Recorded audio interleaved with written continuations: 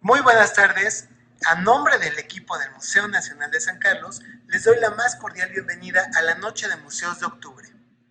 Hoy tenemos la fortuna de contar con la participación del doctor Rafael Cornudella, quien nos va a hablar acerca de dos obras de origen catalán del siglo XV que forman parte del acervo del Museo Nacional de San Carlos y que actualmente se encuentran expuestas en la Sala de Arte Gótico de este recinto. Pues bien, antes de cederle la palabra al doctor, quiero leer su semblanza. Rafael Cornudella es doctor en Historia del Arte por la Universidad Autónoma de Barcelona. Empezó la actividad docente en Historia del Arte Moderno en la Universidad de Lleida en 1995 y continuó en la Universidad Autónoma de Barcelona, universidad de la que es profesor titular desde 2003.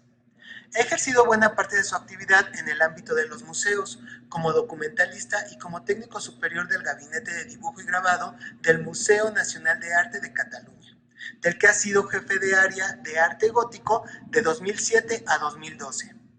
Es vocal de la Junta de Calificación, Valoración y Exportación de Bienes del Patrimonio Cultural de Cataluña desde 2011.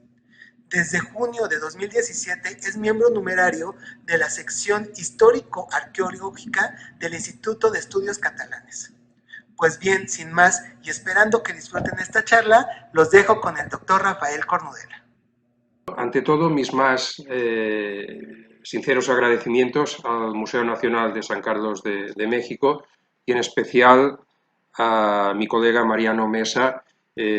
por haberme invitado a dar esta charla. Pues bueno, buenas tardes. Si tienen la bondad de seguirme, les voy a hablar de dos importantes testimonios de la pintura catalana tardomedieval conservados en el Museo Mexicano de San Carlos.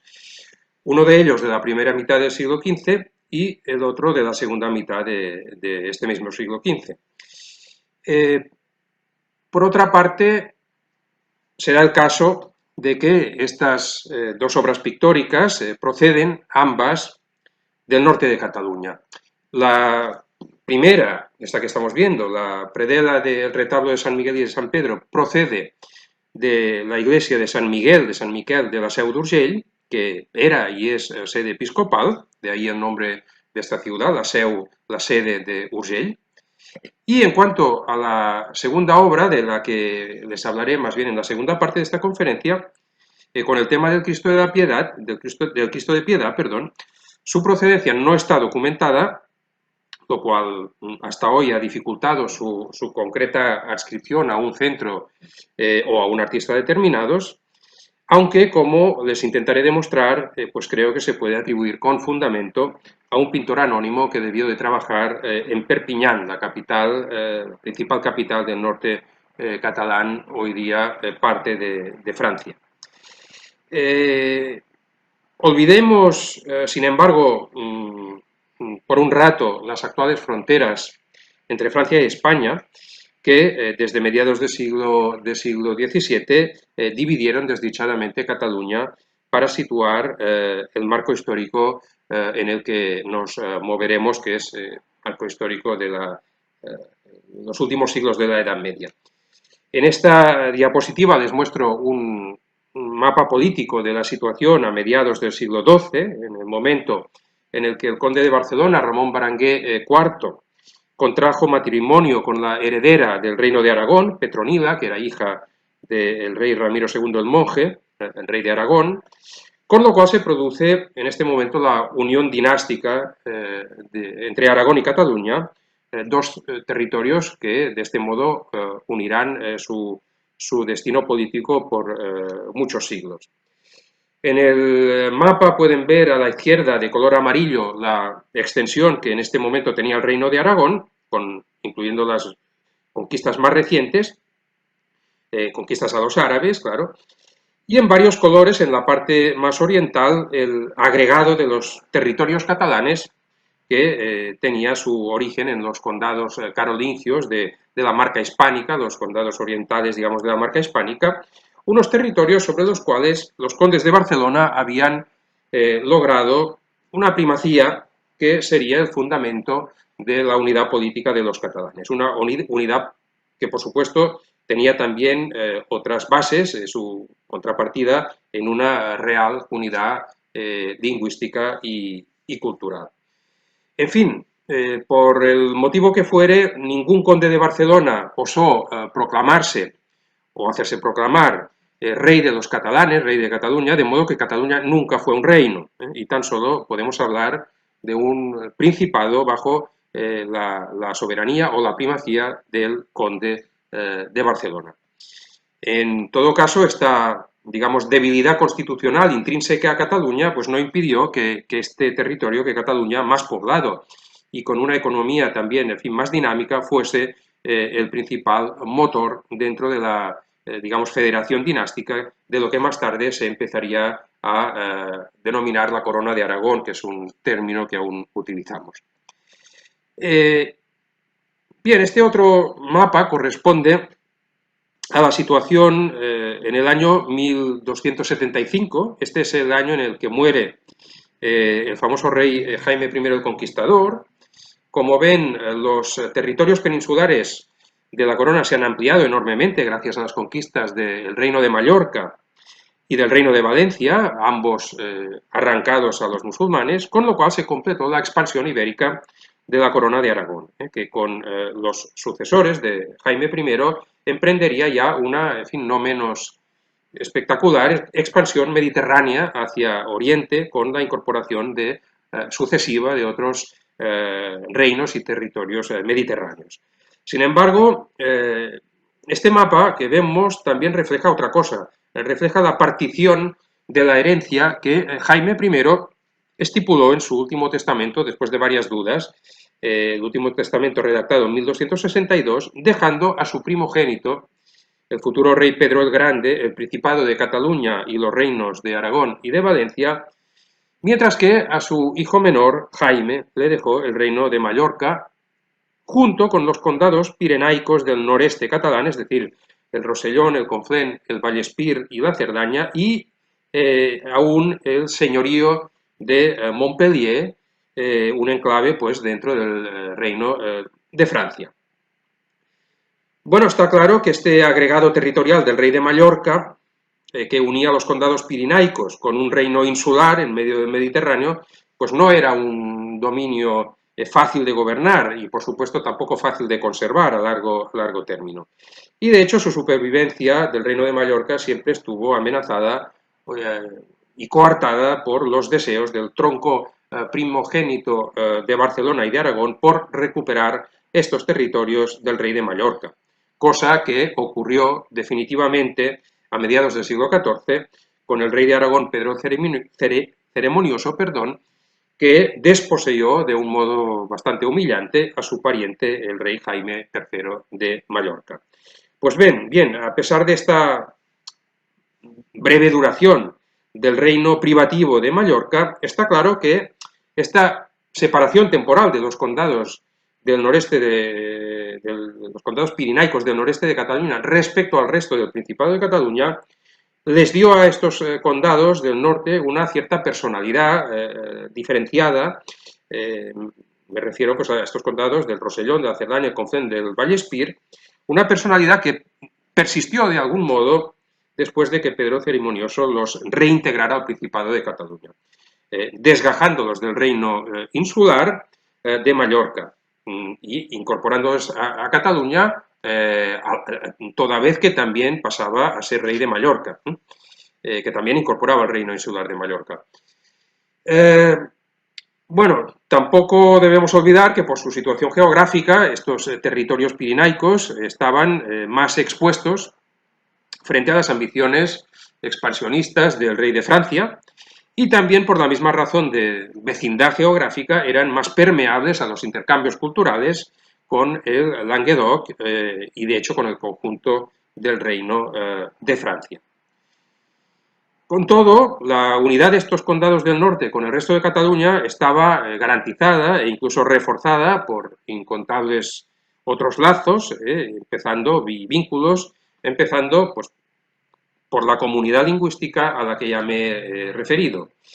En este otro mapa que les muestro tenemos la división diocesana de la época, donde pueden ver que el Rosellón, el Conflent y el Vallespir pertenecen a la diócesis de Elna, pero en cambio la Cerdaña, a pesar de su hermanamiento político con estos otros condados, pertenece a otra diócesis, la diócesis de Urgell, que tenía su sede en la ciudad que hoy denominamos la Seu de Urgell. Bien, si prestan atención al mapa verán también que la diócesis de Urgell pues, tenía una gran extensión territorial. De hecho, era la más extensa en esta época, entre las diócesis del noreste peninsular. Vean que les he marcado la ciudad también de la Seu d'Urgell y también les he marcado más al noreste la ciudad de Perpiñán, la más poblada y la más activa del norte catalán, que, como les decía, pertenecía a la diócesis de Elna. Con ello les he señalado las dos capitales, las dos villas sobre las cuales pivotará mi charla. De hecho, estas dos capitales definen un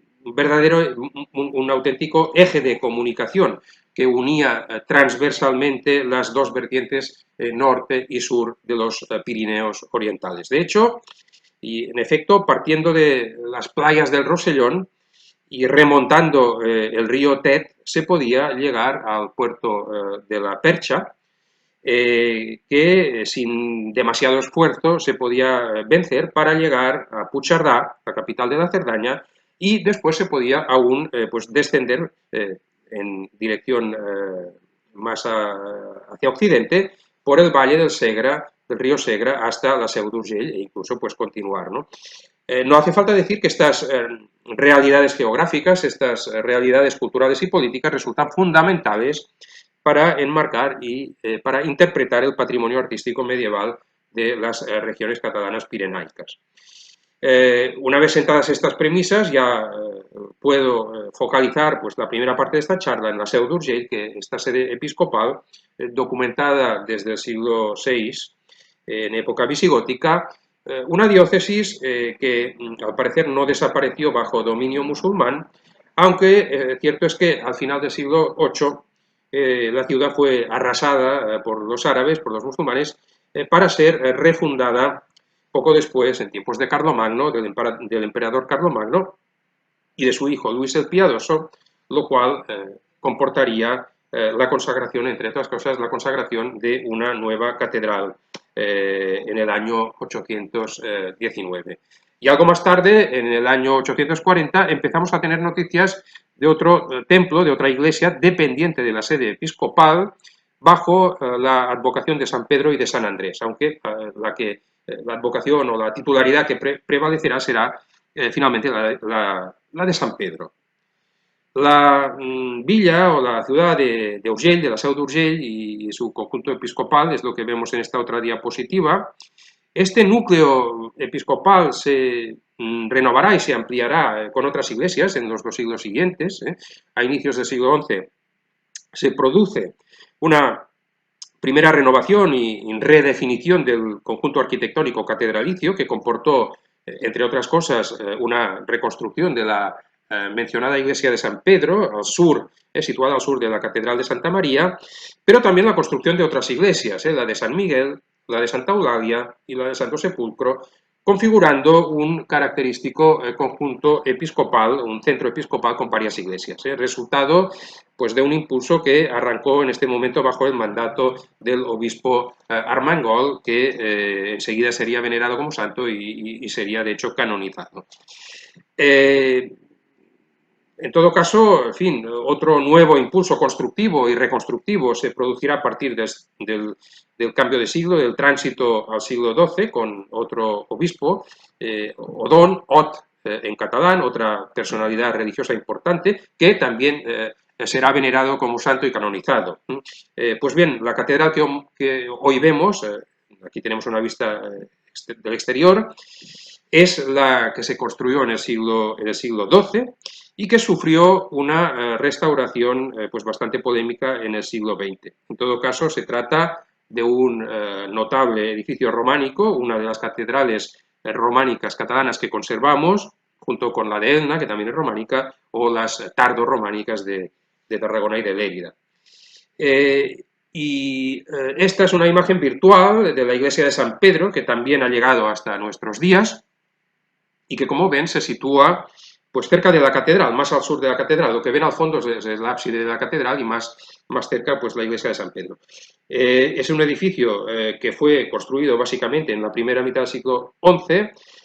y que por lo tanto es más antiguo que la actual catedral, que es del siglo XII, como les decía, y que como esta pues fue objeto también de posteriores modificaciones, incluyendo la consabida restauración del siglo XX. En esta otra diapositiva vean una planta del conjunto catedralicio actual, muchas cosas ya desaparecidas de las que hemos enumerado, básicamente para que sitúen respectivamente pues, la iglesia de San Pedro y la catedral. La iglesia de San Pedro, a la derecha, de cuyo altar mayor, de cuya capilla mayor, procede la predela conservada en el Museo Nacional de San Carlos de México. En fin, hay otro dato histórico relevante para nuestra charla. Me refiero al hecho de que la antigua iglesia de San Miguel, situada al norte de la catedral, aquí no la vemos, a mediados del siglo XIV, fue traspasada a los dominicos, a los frailes dominicos, que construyeron en su lugar un convento y una iglesia conventual. Y este traspaso a los dominicos llevó a transferir la titularidad o la advocación de San Miguel a la iglesia de San Pedro, a la antigua iglesia de San Pedro, de modo que la actual iglesia de San Miguel es la antigua de San Pedro, como les indico en la planta. De hecho, a pesar de la nueva dedicación, ya veremos que tampoco se olvidó nunca del todo la antigua dedicación a San Pedro y, de hecho, en parte podemos considerar que es una iglesia de doble advocación. Pues bien, centrándonos ya en nuestras piezas artísticas del Museo de San Carlos, desde este momento debo aclarar que tanto la predela procedente de la Seu d'Urgell como la tabla del Cristo de Piedad que veremos después son piezas o fragmentos que formaron parte de conjuntos mayores, es decir, de retablos. En el caso de la predela de la Seu esto es evidente, está documentado, ya he mencionado que perteneció al retablo mayor de la iglesia de San Miguel de la Seu d'Urgell, y de hecho en la diapositiva pueden ver ya un fotomontaje que he realizado de este conjunto, con las tablas de la predela conservadas en México y con las tablas del cuerpo superior de este conjunto que hoy se conservan en el Museu Nacional d'Art de Cataluña en Barcelona. Pero, en fin, quedémonos por ahora en la Seu d'Urgell y dejemos para más tarde la otra pieza. Lo que les muestro aquí es una fotografía antigua de inicios del siglo XX, que nos muestra el retablo tal como se conservaba in situ en este momento. El espacio que vemos, por lo tanto, es el espacio del ábside de la capilla mayor del presbiterio de la iglesia de San Pedro, con el retablo y al fondo el muro de la cuenca absidial, encalado, liso y blanco en este momento, donde tan solo vemos destacar, si se fijan a ambos lados, una pequeña moldura horizontal. Ahora bien, cuando se desmontó el retablo que acabamos de ver, a inicios del siglo pasado, poco después de tomarse la foto, se descubrió que el encalado escondía un estrato original pictórico con un importante conjunto de pintura mural románica del siglo XII que se arrancó y se expone hoy, las pinturas originales murales, junto a muchas otras pinturas murales románicas arrancadas en el Museu Nacional d'Art de Catalunya. Un gran museo, el más grande de nuestra ciudad, de Barcelona, cuya principal singularidad y atractivo precisamente es su gran colección de pintura románica original, junto a la no menos importante colección de arte gótico, en la que, en fin, los retablos y los fragmentos de retablo constituyen, pues, en fin, o tienen un protagonismo indiscutible. Y aquí debo recordarles que si las pinturas murales fueron arrancadas, esto fue con el loable objetivo de evitar su exportación, cuando no había en España una legislación que protegiera este patrimonio, lo cual también puede decirse en buena parte de los retablos, de la pintura sobre madera, que también se estaba ya exportando, casi diríamos que en grandes cantidades, a principios, bueno, a finales del siglo XIX y a principios del siglo XX. Bueno, en esta diapositiva pues vemos que en el mismo espacio del Museo Nacional d'Art de Cataluña, donde se exhibe esta pintura mural, también se ha colocado pues un pequeño antependio, perdón, con decoración pictórica que procede de otra iglesia, no de la Seu d'Urgell, sino de la iglesia abacial de Sant Sadurní de Tavèrnoles, en la misma diócesis de Urgell y de hecho en la misma comarca incluso de la Seu d'Urgell. Se trata de un montaje, por lo tanto, ¿no? que sin duda nos permite visualizar el tipo de ornato que normalmente recibía un altar en tiempos del románico. Esto es un antependio o frontal, ¿no? Como a veces se llama, que podía ser una obra suntuosa de orfebrería o de platería, pero que en iglesias menos ricas, pues a menudo solía ser una pieza de madera revestida con pinturas o con algún tipo de relieve policromado. Bien, en esta otra diapositiva que ahora vemos pueden observar el interior de la iglesia de San Miguel y de San Pedro, en la Seu d'Urgell, una vista hacia la cabecera, hacia la capilla mayor, con la proyección fotográfica de las pinturas que hemos visto anteriormente en el Museo de Barcelona, lo cual permite pues al visitante hacerse una idea de su ubicación original. Este ábside, por tanto, este ábside y esta capilla es el espacio de donde proviene el retablo y la predela objeto de nuestra charla. Y ahí les muestro, por ejemplo, una foto antigua. Esto es una foto de la iglesia de San Climent de Taüll, en el Valle de Boí, donde podemos ver cómo a inicios del siglo XX se conservaba también un retablo gótico, y detrás, no sé si lo pueden apreciar, detrás del retablo gótico emerge por encima, sobresalen las pinturas murales del siglo XII. En este caso no hay una capa de enyesado de cal, digamos, que las oculte, y vemos pues estas pinturas más antiguas románicas que, pues bueno, también se arrancaron y hoy las pinturas originales se exponen, ahora vemos la fotografía, en el Museo Nacional d'Art de Cataluña, donde comprensiblemente por su enorme calidad y por su estado de conservación, pues se han convertido en la obra más icónica de este museo, de nuestro Museo de Barcelona. Bien, hace poco les mostré el antependio de Sant Sadurní de Tavèrnoles en su actual instalación en el museo, cobijado por el conjunto mural procedente de la iglesia de San Pere d'Urgell. Y en este momento cabe decir que en el siglo XII pues, parece evidente que si la mesa del altar se ornamentaba con un antependio, en cambio era aún poco frecuente que se completase también el ornato del altar con algún tipo de retablo o con algún tipo de estructura situada detrás y por encima de la mesa del altar. Aunque ciertamente en algunos casos pues podría haberse colocado, por ejemplo, en dicha posición una imagen escultórica de la Virgen y el Niño, quizá protegida por un tabernáculo. La verdad es que, en fin, se ha hablado bastante sobre el problema de los orígenes del retablo, es una cuestión verdaderamente compleja. En Cataluña, por ejemplo, hay historiadores que han imaginado la existencia de algún gran retablo en tiempos del románico. Por ejemplo, se ha presumido la existencia de un gran retablo mayor de piedra monumental de época románica en la Catedral de Vic, aunque la verdad es que los fragmentos escultóricos que se han atribuido a este hipotético retablo monumental, pues posiblemente provienen de otros espacios de la antigua catedral románica de Vic y no de este hipotético retablo. La verdad es que los testimonios más antiguos que se han conservado hasta hoy pues son solo retablos o estructuras de poca envergadura, estoy hablando de Cataluña, incluso de factura modesta, como por ejemplo este retablo procedente de Angustrina, un pueblo de la Cerdaña septentrional, la Cerdaña hoy francesa, es decir, de estos territorios del noreste catalán. Un retablo de estilo básicamente tardorrománico, una obra sin grandes pretensiones, con pocas pretensiones, en las que se representa a Cristo y a sus apóstoles en un formato horizontal, pues realzado, como ven, por tres lunetas.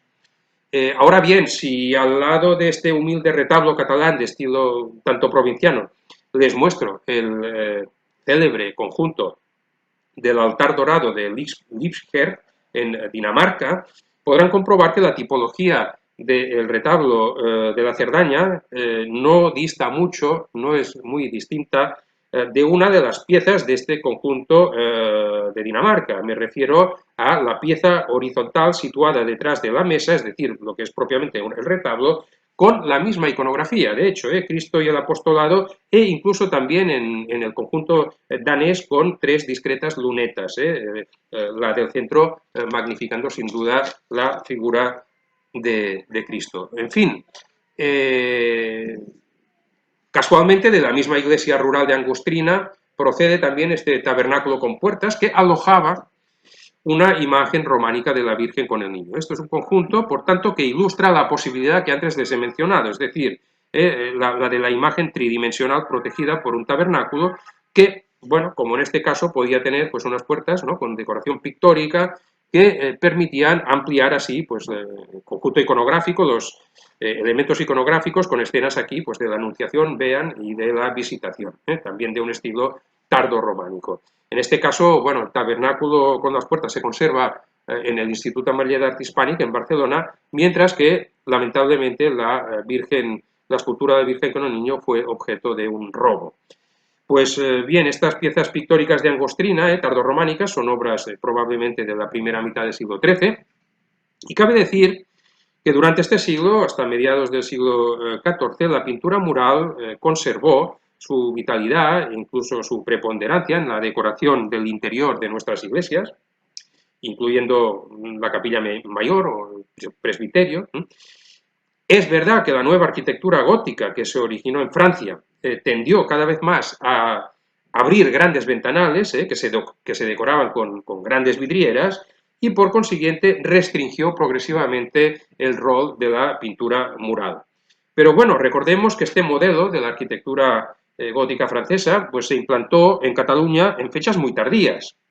y que el paradigma francés fue radicalmente reinterpretado de acuerdo con las pautas de lo que hoy definimos o llamamos como el gótico meridional o como el gótico mediterráneo, donde, entre otras cosas, las superficies sólidas del muro mantuvieron su importancia, y los grandes vanos en forma de ventanales pues nunca fueron tan dominantes como lo eran en el modelo francés exportado a otras regiones de Europa, sin duda. En ese sentido podemos decir que los rasgos de la arquitectura gótica meridional, y en particular en su variante catalana, facilitaron la pervivencia pues de las grandes decoraciones de pintura mural, como ocurrió por otro lado también en Italia, desde luego. Y en Cataluña la pintura mural pues mantuvo ciertamente un dinamismo, una vigencia notables, por lo menos hasta mediados del siglo XIV, a menudo aplicada aún a edificios más antiguos, románicos o tardorrománicos, puesto que de hecho en la primera mitad del siglo XIV los grandes templos góticos catalanes, catedrales o monasterios, pues aún estaban casi todos en construcción. Sin embargo, en Cataluña la pintura mural entró en una fase de declive desde mediados del siglo XIV, mientras que en paralelo se produjo un auge espectacular de los retablos.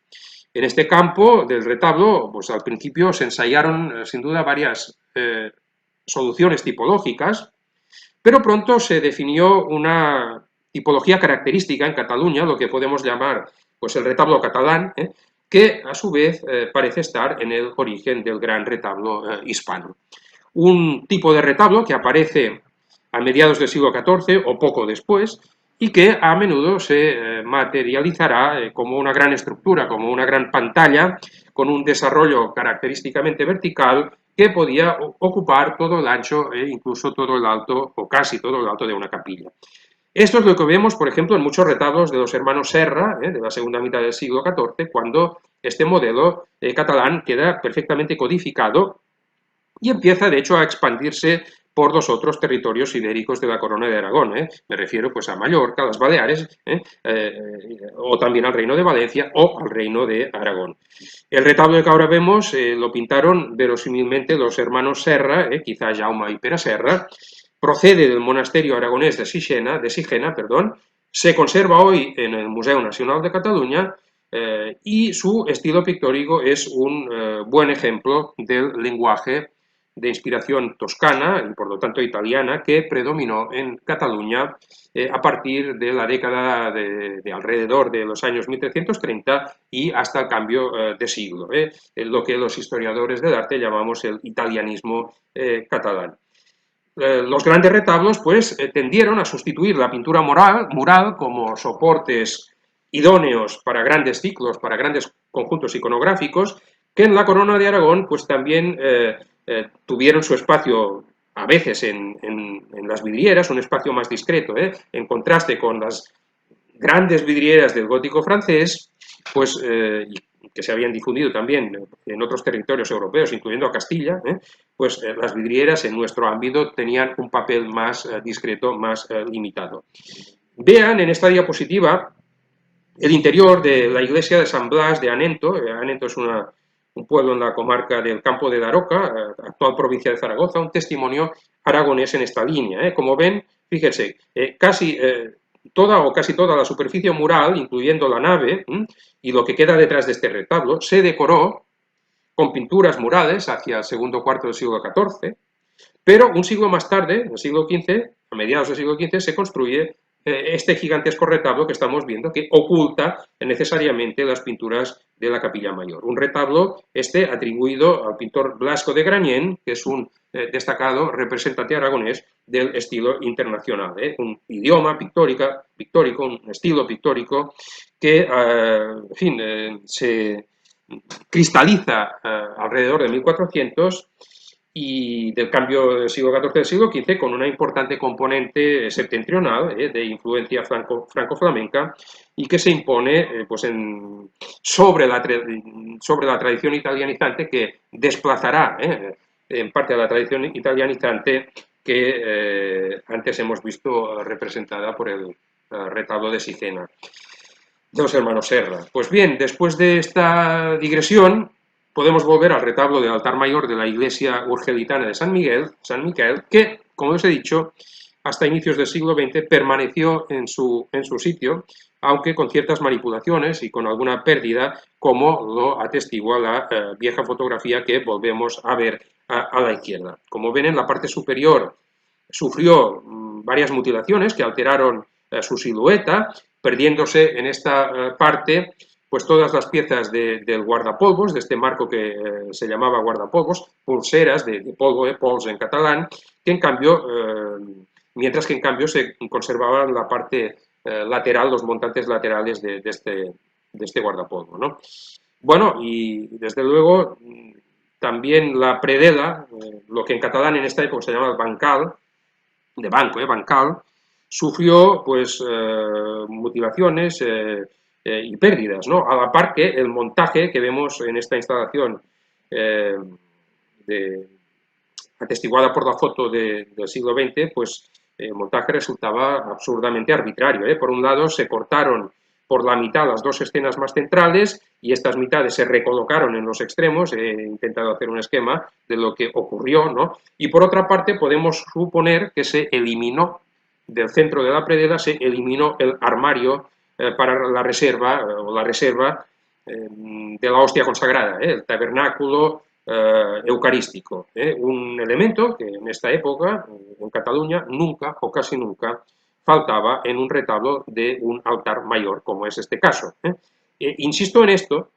porque inexplicablemente muchos historiadores no se lo han planteado a propósito del conjunto que les estoy comentando. Bueno, para visualizar lo que estoy contando, lo que estoy diciendo, pues les muestro aquí un retablo, el retablo de San Miguel, procedente de Cruïlles, de un monasterio catalán, pintado por Lluís Borrassà, que se conserva afortunadamente entero en un museo, en el Museu d'Art de Girona, con su tabernáculo en el centro de la predela y su guardapolvos protegiendo, su guardapolvos también entero, en este caso, protegiendo el cuerpo superior del conjunto. Y si ahora volvemos a nuestro retablo, también observamos en la vieja fotografía que las dos calles extremas se colocaron formando ángulo con el resto del retablo, cuando en su montaje original, sin duda, todas las tablas formarían un mismo plano, como en todos los retablos catalanes de esta época. En fin, está claro que este desafortunado montaje pues, permitió empujar el conjunto más al fondo de la cuenca absidial y recuperar más espacio frente al retablo, ¿no? Y sin duda esto mismo es lo que obligó a mutilar la predela y a eliminar el hipotético tabernáculo eucarístico. Bueno, yo estoy seguro que existió esta reserva eucarística. Pues bien, no mucho después de tomarse esta foto, el gigantesco retablo, como tantas veces ha ocurrido, fue vendido, fue desmembrado y se dispersó, sus elementos se dispersaron en varias colecciones privadas españolas y extranjeras, catalanas y extranjeras. Uno de los lotes, que comprendía el compartimento central, presidido por los dos santos titulares y también dos tablas laterales, cada una de estas tablas con dos compartimentos, con dos escenas narrativas, lo adquirió en 1907 la Junta de Museos de Barcelona, a un particular, a Francesc Llorens i Riu. De hecho, era un carpintero ebanista que actuaba a la vez como anticuario y estas piezas se ingresaron entonces en el Museo de Arte de Barcelona, embrión del actual Museu Nacional d'Art de Catalunya. En cuanto a la tabla que iba situada sobre los dos santos titulares, las he marcado, bueno, las he distinguido en colores, con la escena de la caída de los ángeles rebeldes, pues también perteneció a un coleccionista, catalán, a Matías Muntadas, una gran colección privada, que fue adquirida esta colección para el mismo museo más tarde, en 1956, de modo que a partir de esta fecha pues el museo poseía ya la mitad aproximadamente del cuerpo superior del retablo, las que están aquí en color. En la fotografía me quedo con esta, les muestro las tablas que faltan en blanco y negro y las que ya tenía el museo en color. ¿Qué pasó con las que vemos en blanco y negro? Bueno, estas fueron exportadas, pasaron por el mercado anticuario en París y de ahí a una colección particular, la de Madame Dufossé, domiciliada en Bruselas, hasta que hace unos pocos años, en el año 2010, permaneciendo aún este lote en Bruselas, pudo ser adquirido finalmente, después de un anterior intento fallido, pudo ser finalmente adquirido por el Ministerio de Cultura español con destino al Museu Nacional d'Art de Catalunya y por iniciativa del museo. De modo que en 2011 pudimos instalar el nuevo conjunto completando todo el cuerpo superior del retablo, aunque ciertamente las tablas superiores, como antes les he dicho, habían sido recortadas y nos faltaba ya todo el guardapolvos. Y en fin, en cuanto a las piezas de la predela, sabemos que en 1930 están en posesión de Apolinar Sánchez, es un conocido anticuario madrileño de esta época, y que poco después, en 1933, este lote fue adquirido por el ingeniero Alberto José Pani, Alberto Pani, un importante político mexicano cuya personalidad y biografía, pues mis oyentes mexicanos probablemente conocerán mucho mejor que yo. Tan solo les debo recordar pues, su actividad como coleccionista privado, pero también las iniciativas que paralelamente, desde sus sucesivos cargos públicos, pudo llevar a cabo para adquirir con fondos públicos tantas obras para las colecciones estatales. En el caso que nos ocupa, en fin, la predela catalana, sabemos que Pani, siendo entonces secretario de Hacienda y de Crédito Público, la adquirió junto con otras pinturas, en Madrid a mediados de 1933, a cargo del erario público en este caso, y fueron entregadas al año siguiente, el año 34, engrosando los fondos de arte que por aquel entonces se proyectaba instalar, exhibir en las galerías de la Academia de San Carlos, por una parte, y en un nuevo museo en el Palacio de Bellas Artes, por otra parte. En esta foto lo que vemos es una foto de una época parecida, del año 33, a los hechos que estamos relatando. Pero volvamos al fotomontaje de nuestro retablo, que es un buen ejemplo pues, de este gigantismo, de estas medidas enormes que podía alcanzar un mueble de altar en esta época, ¿no? Bien, no conservamos toda la documentación relativa a nuestro retablo, pero sí tenemos algunos datos importantes, empezando por un contrato ante notario, más bien el registro de un contrato ante notario para la factura de este retablo, no lleva fecha, sin embargo, podemos deducir que se redactó hacia 1431 entre el pintor Jaume Sirera, ciudadano de Barcelona, y los parroquianos, la parroquia de San Miguel de la ciudad d'Urgell, de la Seu d'Urgell. Bueno, desdichadamente, pues este registro no incluye el detalle de todos los pactos, las cláusulas o capitulaciones, pero sí se indica la cantidad, por ejemplo, de 130 florines como coste de la obra del pintor. Y se dice también, y esto es un dato muy relevante, que el pintor continuará la obra según está empezada y mejor si se puede, hasta acabarla. De hecho, el texto catalán, perdónenme por leerles esto en catalán, que les acabo de traducir, que l'Udit Jaume pintarà el retaule de Monsenyer Saint Miquel tant com n'hi ha a pintar fins a acabament, hasta su conclusió, i continuarà l'obra segons és començada i millor si millor pot.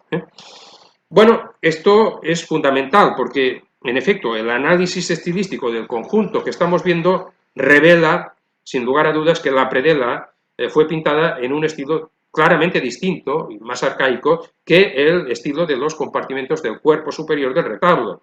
que también es un estilo bastante conservador, pero más avanzado y probablemente pues, más tardío, ¿no? La predela, que hoy está en México, pues fue realizada por un pintor, y el cuerpo superior, que ahora está en Barcelona, fue realizado por otro pintor, o quizá más bien por dos pintores, ya que por otros documentos sabemos que por aquel entonces Jaume Sirera suele trabajar en sociedad con otro colega suyo, con otro pintor, otro maestro llamado Arnau Despuig. De modo que muchos historiadores suponen que estos dos maestros se repartieron de algún modo la tarea, aunque, insisto, que el único contratante legal fue Sirera, y de hecho en el contrato no se especifica que actúe, por ejemplo, en nombre también de su socio. Bien, si Sirera y su socio Despuig no pintaron la predela, pues ¿quién lo hizo, no? Cabe preguntarse. La verdad es que hace algunos años ya dos historiadores catalanes, a Rosa Alcoy y Francesc Ruiz, ya dieron una respuesta convincente a este interrogante, basándose en indicios documentales indirectos, pero la verdad muy sugerentes. En efecto, el candidato plausible, más que plausible, a quien atribuir la predela es un pintor llamado Jaume Gonsalvo, fundador a inicios del siglo XV de un verdadero linaje familiar de artistas, de pintores. Pues su hijo, llamado Ramón Gonsalvo, también se dedicará a la pintura al frente de un taller que tendrá continuidad con un bisnieto de Jaume llamado Joan Jaume Llobet, e incluso probablemente con otro pintor activo en el siglo XVI, un tal Joan Garí. De modo que este taller familiar, fundado a inicios del siglo XV, continuaba activo entrado el siglo XVI, y todo indica que fue el único taller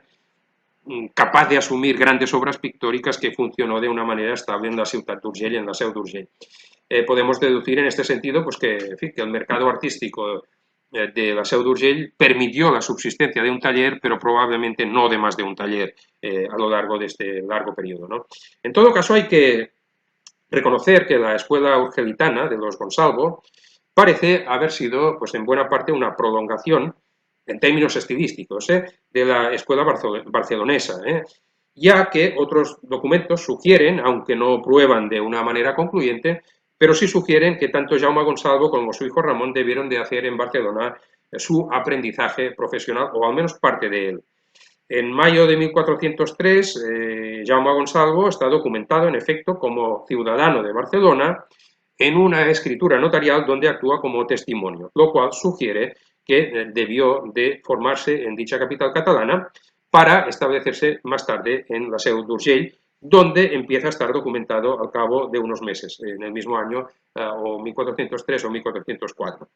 Y en cuanto a su hijo Ramón, pues también habría ido a Barcelona para iniciar o bien para completar su aprendizaje profesional, verosímilmente en el taller de Sirera y de Despuig, con los cuales aparece relacionado documentalmente. Pues bien, son muchos los indicios que, tomados en conjunto, permiten suponer que Jaume Gonsalvo fue, en efecto, el pintor de la predela que conservamos en México. Téngase en cuenta, en primer lugar, que cuando se inició pues, la pintura del retablo, Jaume Gonsalvo debía de ser el único pintor domiciliado en la Seu d'Urgell capaz de emprender ese tipo de obra, que anteriormente, en 1420, Jaume Gonsalvo ya había contratado la pintura de un importante retablo para una capilla de la catedral, el retablo de Sant Ermengol, que se incorporaba al sepulcro de Sant Ermengol, no conservado, el retablo este, que Jaume Gonsalvo murió en 1428 y finalmente que, como les he dicho, su hijo Ramón debió de hacer su aprendizaje significativamente con Sirera y con Despuig. Así pues, Jaume Gonsalvo iniciaría el trabajo pintando la predela, esto era común, que muestra un estilo uniforme y distinto del estilo de las pinturas de cuerpo superior. Pero su muerte prematura le impediría proseguir la labor y su hijo Ramón no estaba en condiciones de continuar esta obra en este momento porque a la muerte de su padre, en 1428, aún sabemos que es menor de edad y que debe de hallarse, por tanto, en periodo pues, probablemente de aprendizaje. En cualquier caso, no es imposible que el joven Ramón Gonsalvo participase de algún modo, como se ha dicho, con un rol subordinado en la factura, en la ejecución del retablo, si entonces estaba trabajando, como suponemos, en el taller de Sirera y de Despuig. Lo cierto es que las obras que más tarde realizará Ramón Gonsalvo parecen acreditar su familiaridad con el lenguaje pictórico y con el repertorio de Sirera y de Despuig. Esto si admitimos que Ramón Gonsalvo es el mismo pintor que antes se bautizó como el Maestro de All, es decir, un grupo de obras anónimas que se habían bautizado con este nombre de convención. Una hipótesis también más que plausible. El lenguaje, el pictórico de la predela, ciertamente, como les decía, resulta un tanto arcaico en el contexto catalán de este momento, pero corresponde, desde luego, a la primera fase de lo que, como antes les decía, llamamos el gótico internacional o el estilo internacional en su variante catalana. La formación barcelonesa de Jaume Gonsalvo, en efecto, le debió poner en contacto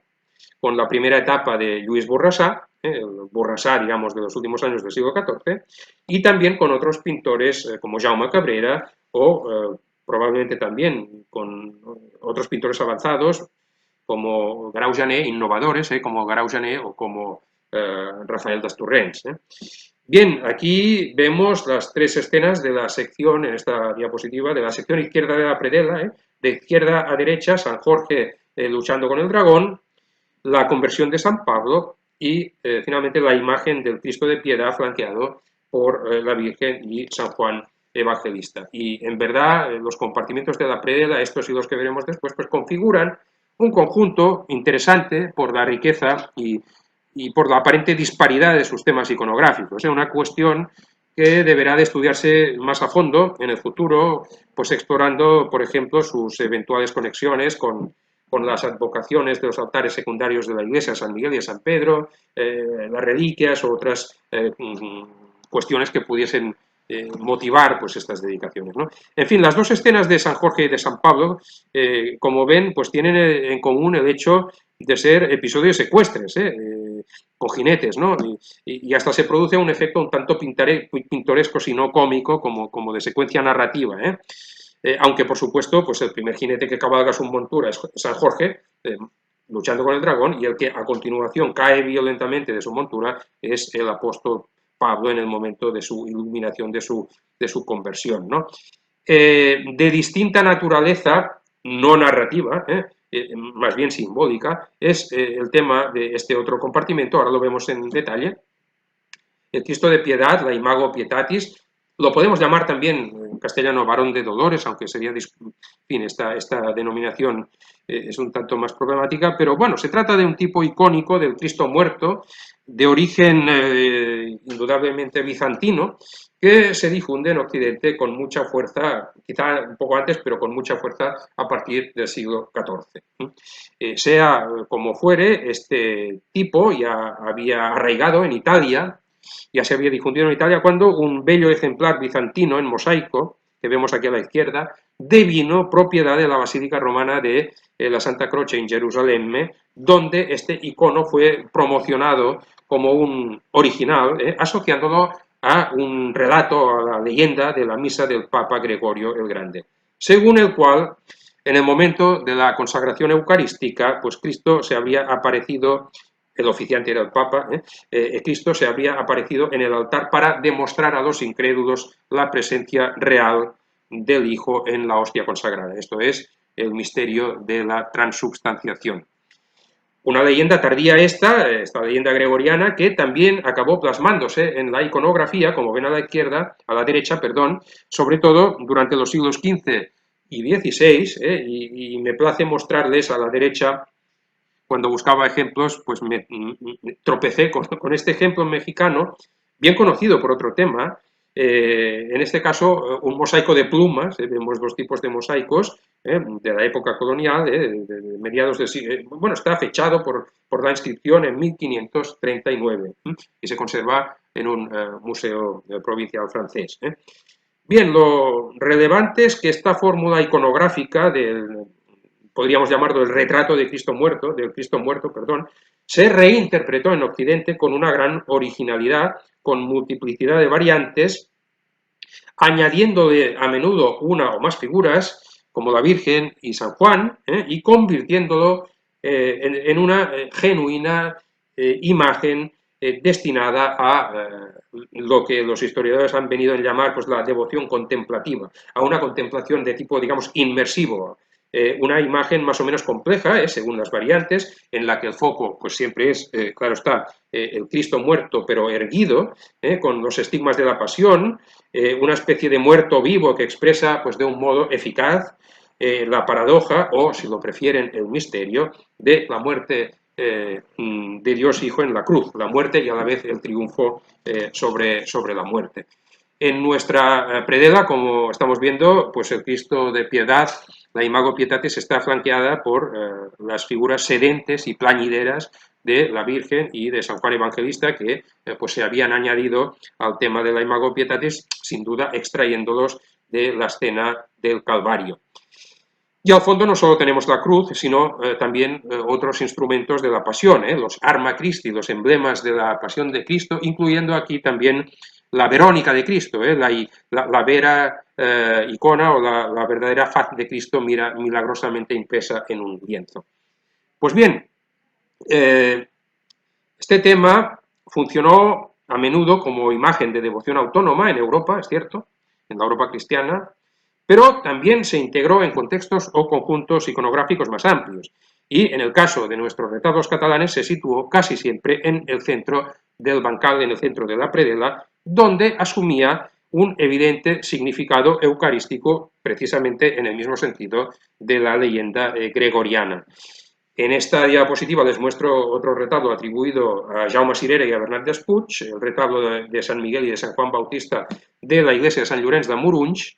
en el centro de cuya predela, si ven en la parte inferior, pues pueden observar el Cristo de Piedad en el centro, mientras que las figuras de la Virgen y San Juan Evangelista ocupan sendos compartimentos a cada lado de la Imago Pietatis, integrando así el mismo trío característico que hemos visto en la predela del Museo Mexicano, ¿no? Otras veces, cuando el retablo tiene, como antes les decía, un armario, una reserva eucarística, un tabernáculo eucarístico en el centro de la predela, pues el tema podía pintarse en la cara frontal, la Imago Pietatis en la cara frontal,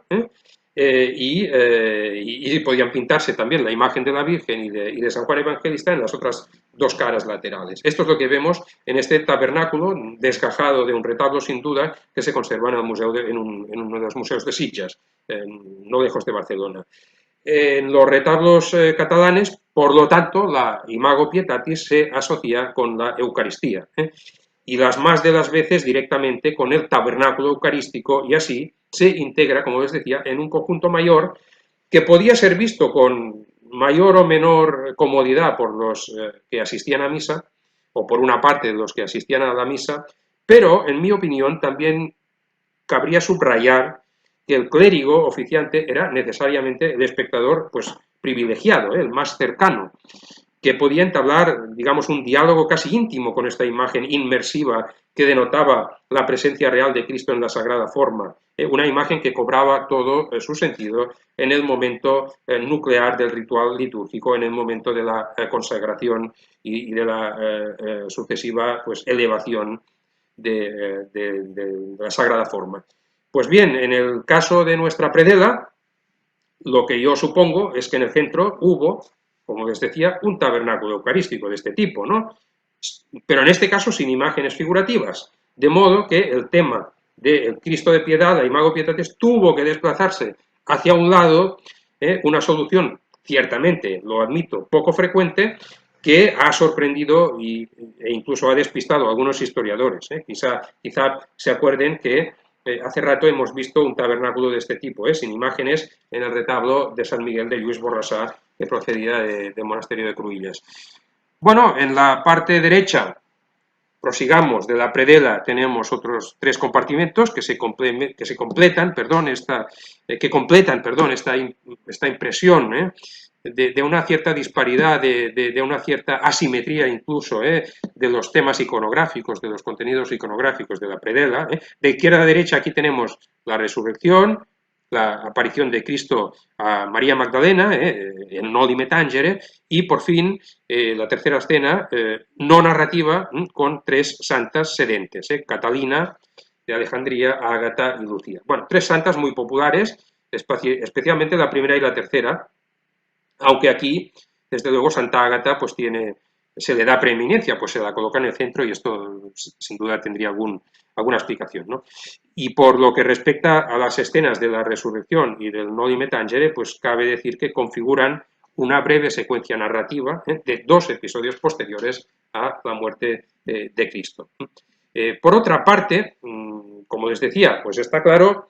que las escenas de la Imago Pietatis y de la resurrección quedaban visualmente emparejadas, flanqueando, como aquí les muestro en mi torpe esquema, el tabernáculo o armario eucarístico e ilustrando así, respectivamente, podríamos decir, en modo, como se dice ahora, en modo simbólico y en modo narrativo, el tema de la Eucaristía, el tema del sacrificio de la misa. En fin, quizá habrán advertido que en la escena de la resurrección se ve a la Virgen, aquí la vemos otra vez a la derecha, asistiendo al lecho desde una apertura, una ventana situada a un lado. Pues bien, esta fórmula iconográfica es una particularidad catalana, que se difunde en la segunda mitad del siglo XIV y que aún está vigente en los primeros decenios del siglo XV. Bueno, esto significa que la Virgen habría sido pues la primera en ver la resurrección de su hijo. Un relato, una narración sin duda apócrifa, que tenía su fuente más obvia en un pasaje de una obra literaria muy célebre, las Meditaciones Vitae Christi, una obra muy popular, atribuida tradicionalmente a San Buenaventura, pero escrita sin duda por un autor franciscano, o bien, según otra hipótesis, hay una gran discusión, por una autora franciscana, por quizá una monja de la Orden de Santa Clara. Ciertamente, el tema del prima vidit también se plasmó fuera de Cataluña. El tema no es una particularidad catalana, sino esta variante iconográfica. Pero lo que pasa es que fuera de Cataluña, y sin duda antes de que surgiese esta versión tan curiosa catalana, el tema se representó generalmente como una aparición de Cristo a la Virgen, como ven a la izquierda, en la que Cristo es Cristo quien, por decirlo de alguna manera, se desplaza a visitar a su madre y no la Virgen quien se instala como espectadora directa de la resurrección. Ahí está la diferencia. En la diapositiva les muestro a la izquierda esta versión, la que se difundió en Europa, en Italia y en otras partes, que es una especie de trasunto del Noli Tangere, de la aparición de Cristo de la Magdalena, en la que la Virgen toma el puesto de la Magdalena. Este ejemplo es, sin embargo, de un artista también catalán, de la generación anterior, es uno de los compartimentos del políptico de la Pierpont Morgan Library de Nueva York, atribuido con fundamento al catalán, al pintor catalán Arnau Bassa, que aquí sigue la pauta, pues, digamos, europea, ¿no? Y, desde luego, pues también podemos remarcar que estos temas cristológicos fuertes, la Imago Pietatis y la resurrección, pues configuran un eje cristológico y pasional junto con el Calvario, si los ponemos también en relación con el Calvario, que ocupa típicamente pues el compartimiento superior, la punta del retablo, como se decía en esta época, lo más alto de la calle central, ¿no? Pues bien, en el cuerpo superior del retablo, hoy en fin, reunido en el Museo de Barcelona, observamos también un conjunto iconográfico denso e interesante. En el centro tenemos a las dos figuras icónicas de San Miguel y de San Pedro, una doble advocación determinada por el hecho de que la Iglesia, como hemos visto, se fundó bajo la titularidad de San Pedro, pero a mediados del siglo XIV recibió la advocación o la titularidad de San Miguel, transferida, como les conté, desde otra de las antiguas iglesias del conjunto catedralicio de la Seu d'Urgell, cuando esta otra iglesia fue donada, traspasada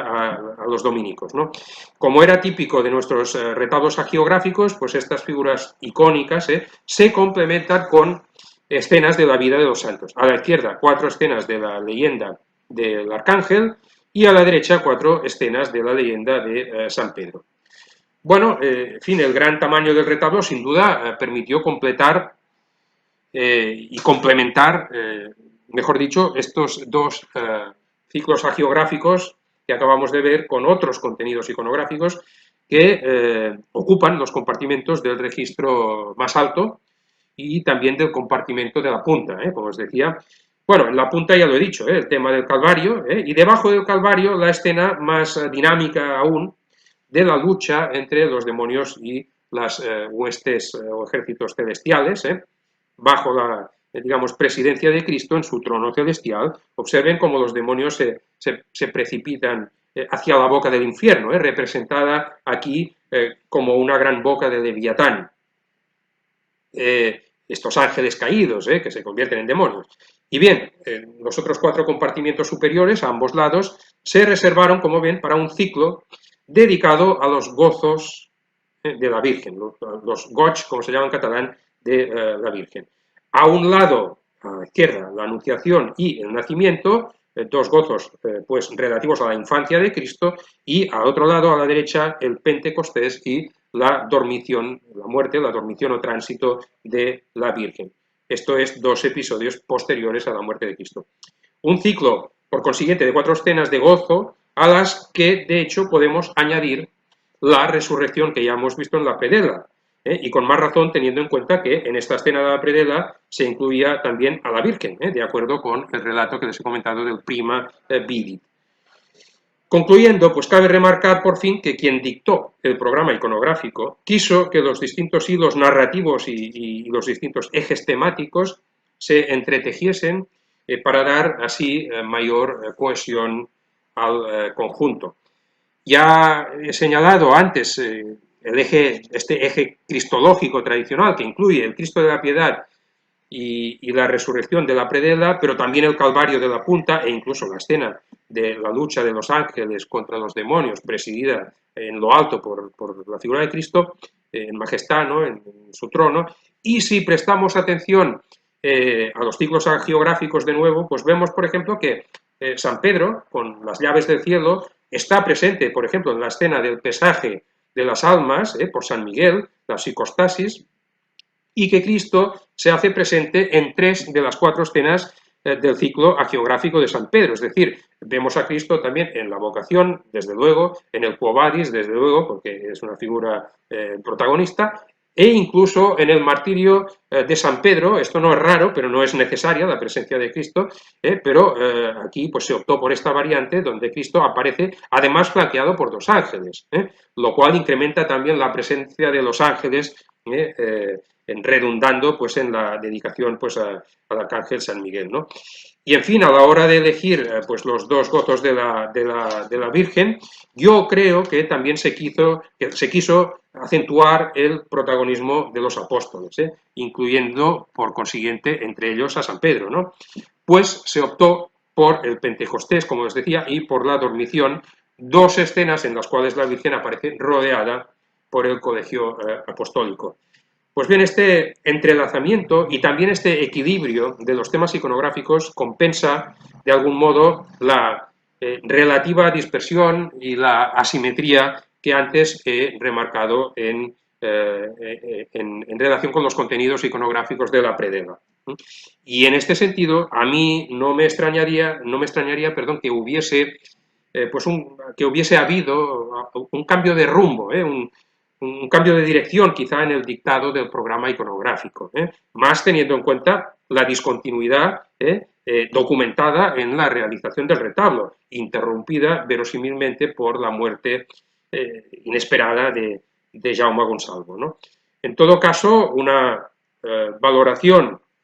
de conjunto de los contenidos iconográficos del retablo nos permite constatar un notable equilibrio entre las advocaciones al Arcángel San Miguel y a San Pedro, los dos titulares, dos ciclos que en parte se entretejen y que se completan con otros dos fuertes ejes, mariológico y cristológico, igualmente con múltiples interconexiones. Ciertamente la relevancia de la Virgen pues no debe de extrañar, nunca debe de extrañar, en una iglesia cristiana, digamos, pero menos en una iglesia orgánicamente vinculada a una catedral dedicada a la Virgen, dedicada a Santa María. Y por otra parte, pues quizá también cabe subrayar que el protagonismo del apóstol San Pedro debió de propiciar un énfasis, en mi opinión evidente, en los contenidos eclesiológicos de este conjunto iconográfico, que abundan efectivamente en este retablo. Bueno, está claro que no puedo ya extenderme pues, sobre los interrogantes que plantea el estilo y la autoría de las pinturas del cuerpo superior del retablo. Volvamos un momento al anterior. Tan solo les recordaré pues, que Jaume Sirera era un pintor muy probablemente originario de Solsona, una villa importante en la Cataluña central, y que el primer dato documental que nos habla de este pintor lo sitúa en Barcelona, domiciliado, es decir, residiendo en casa del pintor Jaume Cabrera. Si reside en casa del pintor Jaume Cabrera es que está trabajando para Jaume Cabrera, ¿no? más que presumiblemente, y con quien podría aportar, y que podría, por tanto, haber realizado su aprendizaje, o parte de él, con Jaume Cabrera. Más tarde, en 1425, y por lo menos hasta octubre del año 26, pues Sirera está domiciliado en Solsona otra vez, pero en noviembre de este año, de nuevo, está en Barcelona, donde formará aquella sociedad que antes les contaba con Bernat Despuig, un pintor que quizás se habría formado con Lluís Borrassà. No lo sabemos con certeza, pero hay algún indicio documental, menos evidente que el anterior, que vinculaba pues, a Sirera con Cabrera. En cualquier caso, Lluís Borrassà, ya hemos visto un retablo de Lluís Borrassà, había sido el principal pintor fue el principal pintor de la primera etapa del gótico internacional en Cataluña, la primera generación, si quieren, del gótico internacional, y su influencia fue decisiva, tanto para Despuig como para Sirera, aunque este se hubiese formado con Cabrera. Y resulta significativo, como se ha dicho, por otra parte, no soy yo quien lo dice por primera vez, que la sociedad Despuig-Sirera empezase a funcionar poco después de la muerte de Borrassà, que evidentemente dejó espacio para otros talleres, para otros pintores, ¿no? Por otro lado, no siempre resulta fácil de distinguir entre las aportaciones personales de Sirera y de Despuig en las obras realizadas pues, en sociedad, o presumiblemente realizadas en sociedad. En el caso del retablo que nos ocupa, de San Miguel y San Pedro, Pues tan solo les recordaré que fue contratado, ya lo he dicho, por Sirera, sin mencionar a su socio, y que verosímilmente pues la parte del León la ejecutó, la realizó Sirera, aunque probablemente no sin la colaboración de su socio e incluso de otros miembros aprendices o oficiales del taller. Bueno, concluyo aquí pues la primera parte de mi charla y les invito a escuchar pues a continuación, si lo desean, la segunda parte de esta charla. Muchas gracias al doctor Rafael Cornudela por la cátedra de conocimiento que nos acaba de impartir. Y muchas gracias a ustedes por seguir esta transmisión. Hasta luego y buenas noches.